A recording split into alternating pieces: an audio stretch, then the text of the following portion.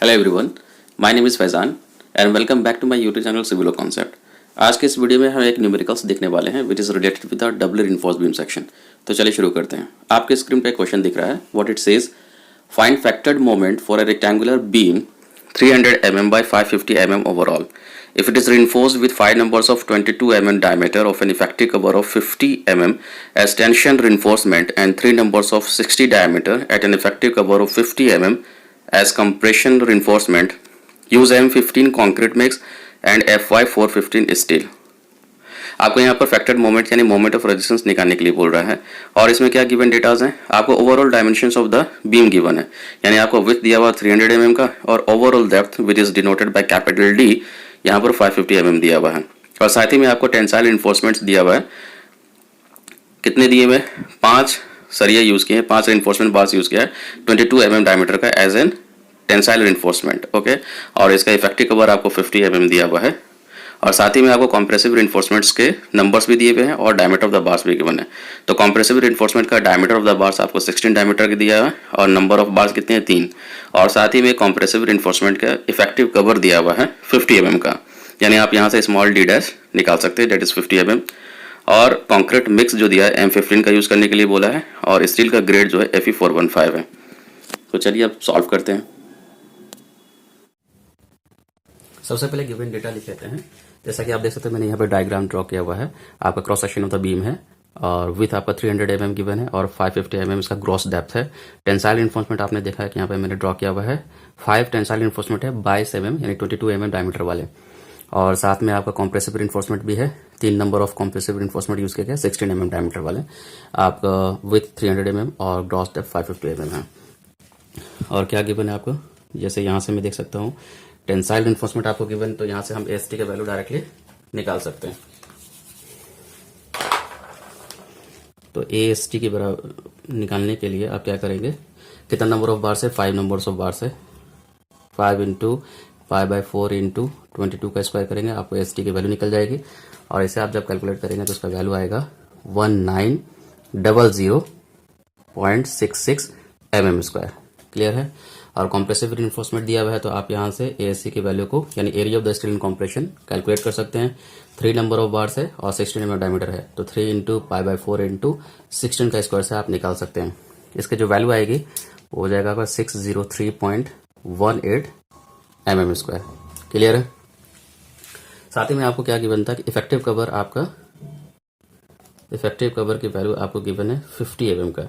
और याद रखिए ये जो इफेक्टिव कवर आपको दिया हुआ है दोनों साइड में सेम है, मतलब कि कॉम्प्रेशन साइड में भी इफेक्टिव कवर आपको यहाँ से यहाँ तक यानी कि CG of the compressive reinforcement से टॉप फाइबर का जो डिस्टेंस है डेट इज डी डैश कहलाएगा। तो इसकी वैल्यू भी आपको 50 mm है और टेंसाइल रिइंफोर्समेंट के सीजी से आपको यहाँ बॉटम मोस्ट वाला फाइबर के बीच का डिस्टेंस को हम लोग कहेंगे effective cover for the tensile reinforcement. तो ये भी आपका क्या है 50 mm, यानी कॉम्प्रेशन और टेंशन दोनों के लिए इफेक्टिव कवर की वैल्यू 50 mm गिवन है। तो यहाँ से आप लिख सकते हैं डी डैश 50 mm हो गया। ठीक है। तो आप देखिए यहाँ पे ग्रॉस डेप्थ डी दिया हुआ है, तो आप क्या कर सकते हैं इफेक्टिव डेप्थ की वैल्यू निकाल सकते हैं। Gross depth minus effective cover, तो कितना हो जाएगा 550 और minus 50, this will give you the value of the 500 mm of effective depth. और साथ में आपको क्या गिवन है, grade of the concrete given है M20 है, यानी यहाँ से आप क्या निकाल सकते हैं FCK का वैल्यू निकाल सकते हैं, डेट इज 20 Nm/mm²। क्लियर है। और आपको स्टील का ग्रेड भी गिवन है, डेट इज Fe 415। तो आप यहाँ से Fy की वैल्यू को इजीली कैलकुलेट कर सकते हैं, डेट इज 415 Nm/mm²। क्लियर है।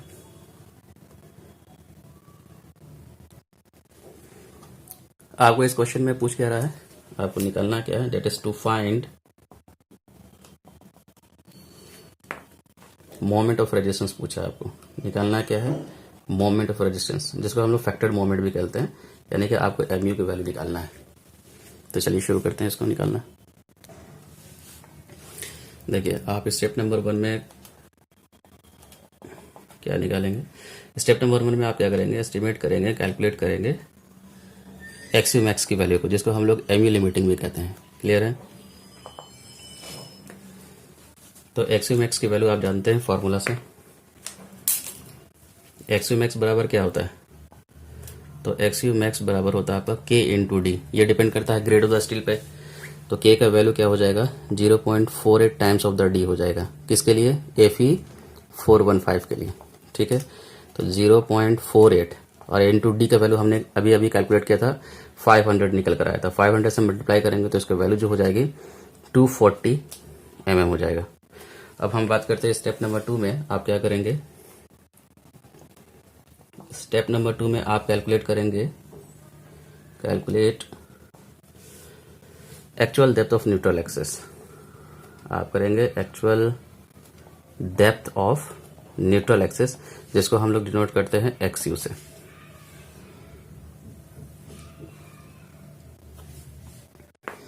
तो actual depth of neutral axis निकालने के लिए आप क्या करेंगे? Total compression is equal to total tension हो जाएगा। और हम जानते हैं कि टोटल कंप्रेशन यहाँ पर क्या हो जाएगा? C1 plus C2 is equal to T हो जाएगा। ठीक है, C1 प्लस C2 यहाँ पर क्यों लिखें? क्योंकि डबल रिइंफोर्स बीम सेक्शन के केस में, जैसे कि मैंने एनालिसिस पार्ट वाले में डिस्कस किया था, कि आप डबल रिइंफोर्स बीम सेक्शन को 2 बीम सेक्शन में ब्रेक करते हैं। एक होता है आपका singly reinforce balance beam section और दूसरा होता है ऑक्सिलरी बीम सेक्शन। तो ये हो गया singly reinforce balance beam section के लिए और ये हो गया ऑक्सिलरी बीम सेक्शन के लिए। तो इसका फॉर्मूला लिखते हैं, क्या हो जाएगा? देखिए, C1 के लिए आप जानते हैं कि 0.36 FC के B इंटू XU, ये हो गया आपका C1। और C2 क्या लिखते हैं आप? ASC into FSC minus of 0.446 FC के, ये हो गया आपका C2। और आप T की बात करेंगे, टोटल टेंशन की बात करेंगे, तो ये हो जाएगा आपका 0.87 FY इंटू AST। क्लियर है यहाँ से? आप देखिए इस इक्वेशन में आपको सब वैल्यू गिवन है, लेकिन आप FSC की वैल्यू आपको गिवन नहीं है, आपको XU निकालना है। तो आपका इक्वेशन एक ही है और 2 अननोन है, तो इसका मतलब आपको FSC की वैल्यू क्या करना पड़ेगा? पहले कैलकुलेट करना पड़ेगा। तो FSC का वैल्यू किस पर डिपेंड करता है? जैसे कि हमने डिस्कस किया था एनालिसिस वाले पार्ट में डबल रिइंफोर्स बीम सेक्शन के, आप SP16 और टेबल नंबर 1 पेज नंबर 13 से FSC की वैल्यू को एस्टिमेट कर सकते हैं, लेकिन ये डिपेंड करेगा D' के रेशियो पे और ग्रेड ऑफ द स्टील पे। तो चलिए पहले इसको कैलकुलेट कर लेते हैं।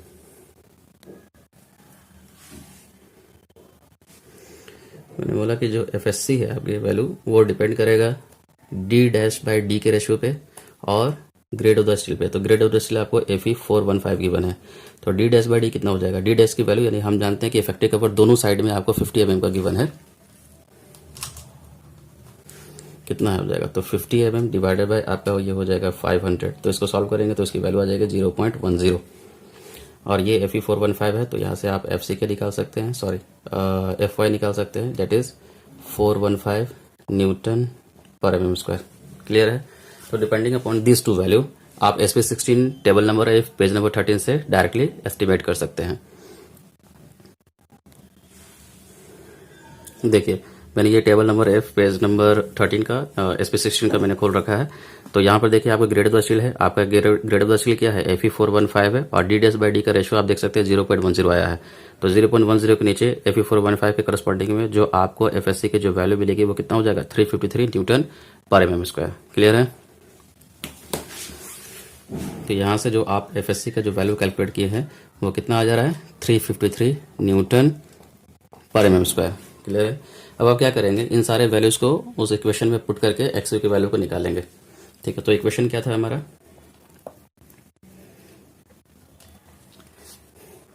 .36 FC के B into XU plus ASC into FSC minus 0.446 FC के is equal to 0.87 FY into AST।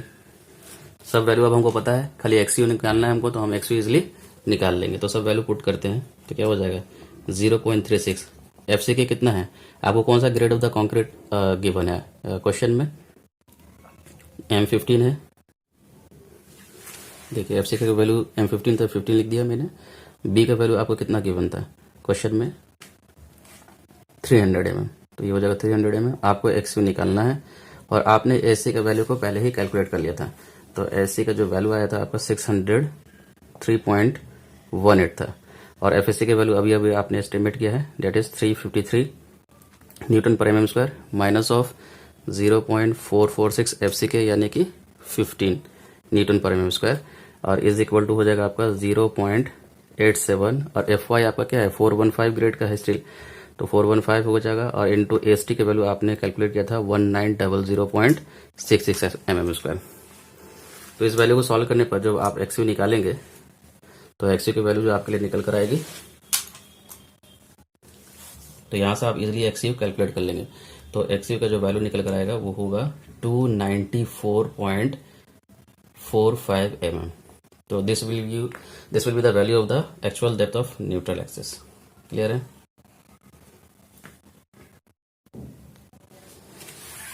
अब आप स्टेप नंबर 3 की तरफ मूव करेंगे। तो स्टेप नंबर 3 में आप क्या करने वाले हैं, बेसिकली आप कंपेयर करेंगे, कंपेयर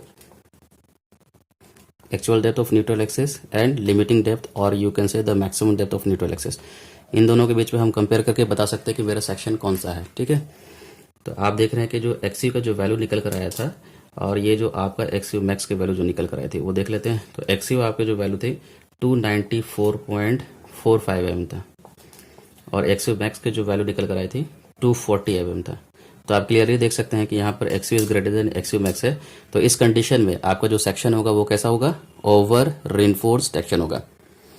यानी आप कंपेयर करके ये पता लगा लिए हैं कि ओवर रेनफोर्स सेक्शन है, और हम जानते हैं कि ओवर रेनफोर्स सेक्शन के केस में यानी कि जब आपका XU एक्सीड कर जाए XU मैक्स से, तो फॉर मोमेंट ऑफ रेजिस्टेंस के लिए, यानी कि या आप कह सकते हैं कि फैक्टर्ड मोमेंट कैलकुलेट करने के लिए आप किसका वैल्यू यूज़ करेंगे, तो आप यूज़ करेंगे XU मैक्स का for the calculation of factored moment, और you can say the moment of resistance. तो अब हम क्या करेंगे, स्टेप नंबर 4 की तरफ मूव करेंगे, जो मेरा फाइनल स्टेप होगा। तो क्या करना फाइनल स्टेप में, आपको कैलकुलेट करना है, कैलकुलेट MU यानी कि मोमेंट ऑफ रेजिस्टेंस और फैक्टर्ड मोमेंट। तो चलिए इसको कैलकुलेट करते हैं। तो देखिए, मोमेंट ऑफ रेजिस्टेंस को कैलकुलेट करने के लिए दो मेथड हो सकते हैं, या तो आप टेंशन साइड से कैलकुलेट कर सकते हैं या आप कंप्रेशन साइड से यूज़ कर सकते हैं। लेकिन टेंशन साइड से अगर आपको compression moment of resistance calculate करना है तो उसके लिए आपको ST1 और ST2 की वैल्यू गिवन होनी चाहिए। लेकिन आपको क्वेश्चन में ST1 की वैल्यू और ST2 की वैल्यू सेपरेटली नहीं दिया है, दोनों का कंबाइंड फॉर्म में दिया है। तो इस सिचुएशन में हम लोग कौन सा फॉर्मूला यूज़ करेंगे, कंप्रेशन साइड वाला। ठीक है, तो आप यहाँ से क्या करेंगे, मोमेंट ऑफ रेजिस्टेंस निकालना है, तो आप moment of resistance compression side से यूज़ करेंगे, और क्या हो जाएगा C1 into lever arm 1 plus C2 into lever arm 2 हो गया है। तो यहाँ से देखिए, तो C1 का वैल्यू आपको पता है 0.36 FCK B इंटू XU, ये हो गया C1 के वैल्यू, और लीवर आर्म 1 कितना हो जाएगा, ये हो जाएगा आपका D minus 0.42 into XU। Clear है? और प्लस C2 की अगर हम बात करेंगे तो ये हो जाएगा आपका ASC और into FSC minus of 0.446 FCK, और लीवर आर्म 2 कितना हो जाएगा आपका D माइनस D डैश। तो सबको वैल्यू पुट करते हैं। तो यहाँ से देखिए, तो 0.36 FCK कितना हो जाएगा 15, B का वैल्यू आपको कितना गिवन है 300, B का वैल्यू आपको 300, और XU का वैल्यू आपने कौन सा पुट करना है, XU मैक्स का, यानी कि आप 240 यूज़ करेंगे। ठीक है, और इंटू D आपका कितना निकल कर आया था 500। ठीक है, और माइनस ऑफ 0.42, और XU वही XU मैक्स वाला पुट करेंगे आप यहाँ पर। तो XU मैक्स की वैल्यू कितनी हो जाएगी 240 आपने निकाला है, और प्लस ASC, तो ASC का वैल्यू आपने कितना निकाला था,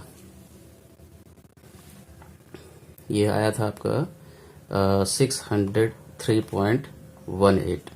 ठीक है, और इंटू आप FSC का वैल्यू आपने एस्टिमेट किया था 353 न्यूटन पर mm स्क्वायर, और माइनस ऑफ 0.446 FCK यानी कि 15, और D माइनस D डैश यानी कि 500, और D डैश की वैल्यू आपके कितना गिवन है 50। तो आप क्या करेंगे, इसको सॉल्व करेंगे। तो ये सॉल्व करने पर आपका वैल्यू कितना आएगा वो देख लेते हैं। देखिए, तो जब आप सॉल्व करेंगे तो यहाँ से आप क्या करेंगे, तो moment of resistance easily find out कर सकते हैं। तो यहाँ पे मैं लिख देता हूँ, तो यहाँ से MU या फैक्टर्ड मोमेंट कह लीजिए, या आपका मोमेंट ऑफ रेजिस्टेंस, इसका जो वैल्यू निकल कर आएगा that is 249.20 kilo newton metre. तो यहाँ से आपने इस न्यूमेरिकल को सॉल्व कर लिया फैक्टर मोमेंट की वैल्यू को निकाल कर। तो इस तरीके से आप अपना अप्रोच ले सकते हैं for the calculation of this numerical. Thanks for watching.